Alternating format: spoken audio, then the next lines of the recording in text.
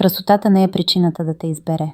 Стойностният мъж няма да бъде впечатлен от нещата, които масовката му хвърля в очите. Той е виждал твърде много момичета, които изглеждат перфектно на масата в ресторанта, но когато си тръгнат, не оставят нищо след себе си, освен сметка за плащане и празни приказки. Истинският мъж избира жената по начина, по който тя управлява живота си, когато никой не я гледа. Той избира онази, която не чака петък вечер, за да се почувства жива и не проси валидация в общи чатове. Докато другите се чудят къде да бъдат забелязани, тя инвестира времето си в своите планове. Тихо, без да парадира. Мъжът с висок стандарт търси присъствие, което носи спокойствие, а не жена, която му създава нов хаос с детски сцени, излишна драма и ревност от миналото.